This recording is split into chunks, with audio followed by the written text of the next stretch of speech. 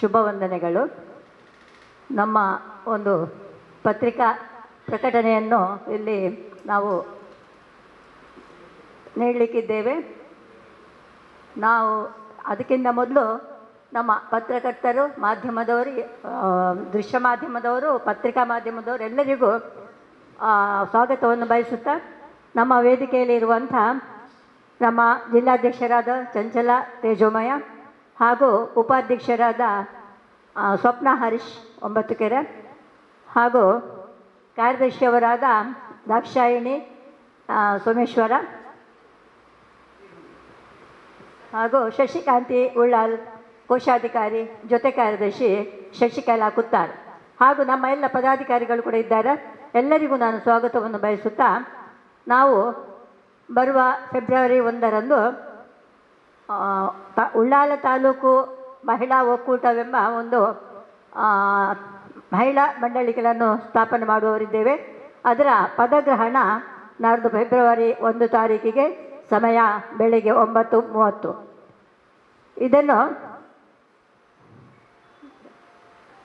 ಇದರ ಬಗ್ಗೆ ವಿವರವಾಗಿ ತಿಳಿಸಲಿರುವರು ನಮ್ಮ ಜಿಲ್ಲಾಧ್ಯಕ್ಷರಾದ ಶ್ರೀಮತಿ ಚಂಚಲ ತೇಜೋಮಯರವರು. ಪತ್ರಿಕಾ ಪ್ರತಿನಿಧಿಗಳಿಗೆಲ್ಲರಿಗೂ ಆತ್ಮೀಯವಾದ ಸ್ವಾಗತವನ್ನು ಬಯಸುತ್ತಾ, ಇದು ಒಂದು ಸುಯೋಗ ಸುಸಂದರ್ಭ ಅಂತ ಹೇಳ್ಬೋದು. ಈಗಾಗಲೇ ದಕ್ಷಿಣ ಕನ್ನಡ ಜಿಲ್ಲೆಯಲ್ಲಿ 9 ತಾಲೂಕುಗಳಾಗಿವೆ. ಅದರಲ್ಲಿ ಮೊದಲಿದ್ದ 5 ತಾಲೂಕುಗಳಿಗೆ ಈಗ ಉಳ್ಳಾಳ, ಮೂಲ್ಕಿ, ಮೂಡುಬಿದ್ರೆ, ಕಡಬ ಈ 4 ತಾಲೂಕುಗಳ ಸೇರ್ಪಡೆಯಾಗಿದೆ. ಈ ಉಳ್ಳಾಲ ತಾಲೂಕು ಮಹಿಳಾ ಮಂಡಳಗಳ ಒಕ್ಕೂಟದ ಪದಗ್ರಹಣವನ್ನು ಹಾಗೂ ಉದ್ಘಾಟನೆಯನ್ನು ಇದೇ ಫೆಬ್ರವರಿ 1ನೇ ತಾರೀಕಿಗೆ ನಾವಿಲ್ಲಿ ನಡೆಸಲಿಕ್ಕಿದ್ದೇವೆ. ಇದರ ಒಂದು ಮಾಹಿತಿಯಾಗಿ ಹೇಳಬೇಕಂದ್ರೆ, ಉಳ್ಳಾಲ ತಾಲೂಕಿನಲ್ಲಿ 18 ಗ್ರಾಮ ಪಂಚಾಯತ್ಗಳು, 1 ಪುರಸಭೆ, 1 ಪಟ್ಟಣ ಪಂಚಾಯತ್, 1 ನಗರಸಭೆ ವ್ಯಾಪ್ತಿಗೆ ಸೇರಿದ ಎಲ್ಲ ಉಳ್ಳಾಲ ತಾಲೂಕು ಮಹಿಳಾ ಮಂಡಳಗಳನ್ನು ಒಟ್ಟು ಸೇರಿಸಿ ಗ್ರಾಮದ ಮಹಿಳೆಯರನ್ನು ಒಟ್ಟು ಸೇರಿಸಿಕೊಂಡು ಈ ಒಂದು ಮಹಿಳಾ ಒಕ್ಕೂಟವನ್ನು ನಾವಿಲ್ಲಿ ಉದ್ಘಾಟನೆ ಮಾಡಲಿಕ್ಕಿದ್ದೇವೆ. ಈ ಮೊದಲು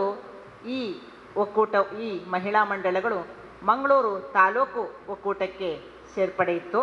ಈಗ ಸುಮಾರು ಒಂದು 50ಕ್ಕೂ ಮಿಕ್ಕಿದ ಮಹಿಳಾ ಮಂಡಳಗಳು ಇಲ್ಲಿವೆ. ಮಹಿಳೆಯರನ್ನು ಮತ್ತೆ ಪುನಶ್ಚೇತನಗೊಳಿಸಬೇಕು, ಮಹಿಳಾ ಸಬಲೀಕರಣದತ್ತ ಒತ್ತು ನೀಡಬೇಕು, ಮಹಿಳೆ ಮತ್ತು ಮಕ್ಕಳಿಗೆ ಅವರ ಶ್ರೇಯೋಭಿವೃದ್ಧಿಗಾಗಿ ಶ್ರಮಿಸುವಂಥ ಸಂಸ್ಥೆ ಇದಾಗಬೇಕು ಅಂತ ಹೇಳುವ ಒಂದು ನಿಟ್ಟಿನಲ್ಲಿ ನಾವು ಈ ಮಹಿಳಾ ಒಕ್ಕೂಟದ ಸ್ಥಾಪನೆಯನ್ನು ಮಾಡ್ತಾ ಇದ್ದೇವೆ. ಇದರಲ್ಲಿ ಈ ಕಾರ್ಯಕ್ರಮದ ಉದ್ಘಾಟನೆಯನ್ನು ಸನ್ಮಾನ್ಯ ಶ್ರೀ UT ಖಾದರ್ರವರು ನಡೆಸಲಿಕ್ಕಿದ್ದಾರೆ. ಸ್ವಾಗತ ಮತ್ತು ಪ್ರಸ್ತಾವನೆಯನ್ನು ಶ್ರೀಮತಿ ದೇವಕಿ R. ಉಳ್ಳಾಲ್ ಅವರು ಮುಂದಿನ ಅಧ್ಯಕ್ಷರಾಗಿ ಆಯ್ಕೆಗೊಂಡಿದ್ದಾರೆ. ಮುಖ್ಯ ಅತಿಥಿಗಳಾಗಿ ಶ್ರೀಯುತ ಬಾಲಕೃಷ್ಣ, ಶ್ರೀಮತಿ ವಾಣಿ ಆಳ್ವಾ, ಶ್ರೀಯುತ ಜಬ್ಬಾರ್, ಶ್ರೀಯುತ ಸುರೇಶ್ ಭಟ್ನಾಕರ್, ಶ್ರೀಯುತ ಮತ್ತಡಿ, ಶ್ರೀಮತಿ ಕಸ್ತೂರಿ ಪಂಜಾ, ಶ್ರೀಯುತ ಮೊಹಮ್ಮದ್ ಅಸೀಫ್ ಇಬ್ರಾಹಿಂ, ಶ್ರೀಯುತ AJ ಶೇಖರ್ ಉದ್ಯಮಿ ಮೊದಲಾದವರು ಈ ಕಾರ್ಯಕ್ರಮದಲ್ಲಿ ಭಾಗವಹಿಸಲಿಕ್ಕಿದ್ದಾರೆ. ಈ ಒಕ್ಕೂಟ ಸ್ಥಾಪನೆಯಾಗುವ ಆಗ ನಮಗೆ ಬೇಕಾಗಿರೋದು ಏನು ಅಂದರೆ ನಿಮ್ಮಗಳ ಪ್ರೋತ್ಸಾಹ ಮತ್ತು ಸಹಕಾರ.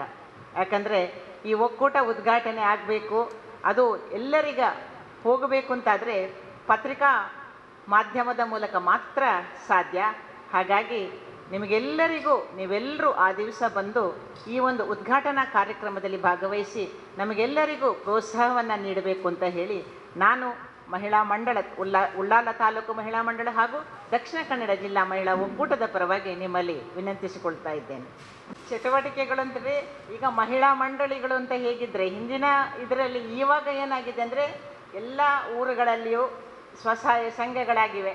ಈ ಮಹಿಳಾ ಮಂಡಳಿ ಈಗ ಸ್ವಲ್ಪ ಕ್ಷೀಣಿಸ್ತಾ ಇದೆ.